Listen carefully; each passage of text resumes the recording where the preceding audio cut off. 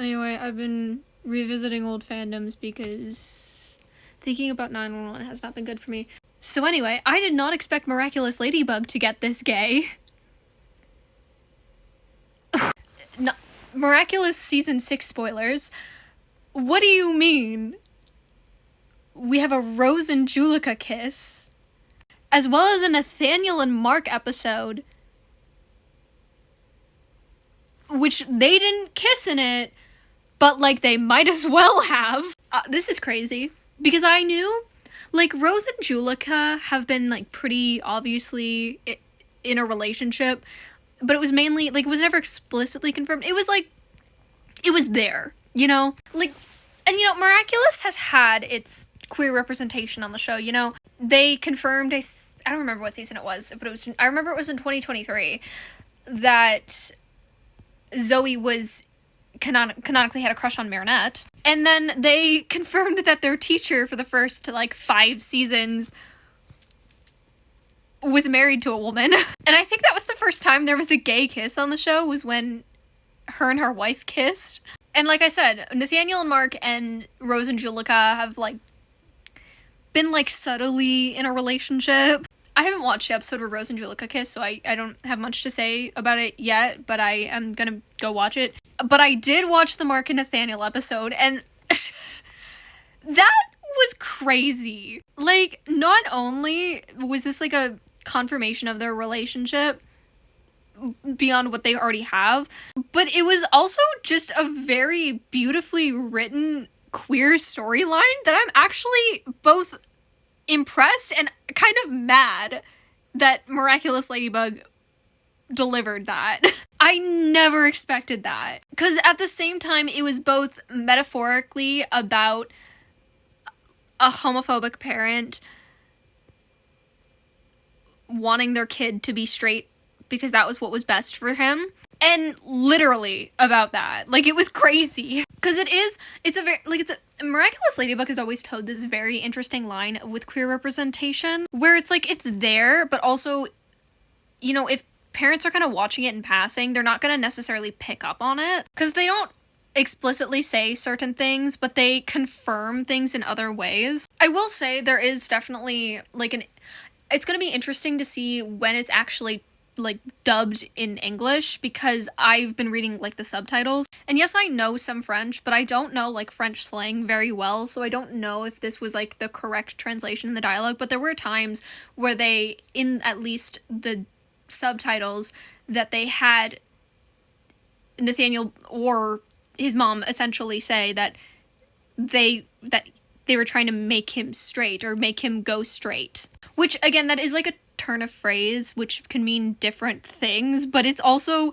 again, the whole point eventually led up to the conclusion that the way that that Mark and Nathaniel ended off their storyline was with a kiss between their two main characters, who were both men. And not only was that, like, confirmed, but they also, like, fully showed Nathaniel's drawing of this kiss. Like, it was, and that's where I say this is, like, I think the third time, because it was, or was Rose and Julica? No, I think Rose and Julica's before, because it's Miss Bustier and her wife, Rose and Julica, and then their two main characters in their comic book, they kissed. Like, that's, like, the third queer kiss we've seen on the show. And again, it's the fact that they also emphasize that they were reluctantly allowing Nathaniel to make this comic, and then when they read this very queer ending, that was the final straw, where they were like, if you do this, you're not allowed to talk to Mark anymore. Like, he can do whatever he wants, but you're not allowed to do this. And again, there's, like, the emphasis of her saying, like, I want what's best for Nathaniel. I don't want him to have a hard time. I'm trying to protect him. Which, again, was partially under the guise of, like, him using his artistic talents for more practical careers and practical uses than making comics. But also, again, metaphorically talking about him having a harder time because he's queer. Because the story that he's writing at such a young age is a queer storyline. I just can't. And it's so interesting too, because I know for a fact that before Mark was even introduced, people clocked Nathaniel as being queer. Like, I've been in the fandom since 2018. I've been reading fan fiction since 2018. I've been reading bisexual Nathaniel fan fiction since I was 13 years old, since 2018. Like, I was thinking about it, I was like, I've been watching this show for 7 years. Almost 8 years. Oh my god. Anyway, so that has sparked me falling down a Miraculous Ladybug rabbit hole and actually catching up with Miraculous Ladybug, which also, by the way, the season 6 animation is incredible, and I am, like, it's really nice to see that. I don't know, the storylines and, like, the animation in season 6 is notably, like, better than it has been in some of the more recent seasons, which is really nice to see. Also, I've made note of this to a couple people. Adrian is getting a personality, and the way that they're handling it is very interesting, because the way that I'm kind of perceiving it now is he's learning who he is without his parents, and partially, again, it's because of the control his dad had over his life, but also the fact that now he has the rings, which has his amok, so now he actually gets to make his own decisions. I like that. It's so weird that they release these episodes out of order. Like, I know Miraculous has done this for a while. Like, it's the whole time that I've been watching the series, Miraculous has never once released the episodes in order. But they released episode 1, like, a week ago. And I really wish that they did it in order, because there's some context in there that makes so much more sense with the other episodes. I like that they start off season 6 showcasing that Adrian doesn't know who he is, and him, like, having this whole moment of, like, searching for a passion. I also think it's interesting that we're learning more about Adrian's family. Yeah. And I appreciate the way that they're also handling his relationship with Natalie. But that's a whole other tangent I should not be talking about when I'm talking about how Miraculous has gotten really gay recently. I'm, like, impressed.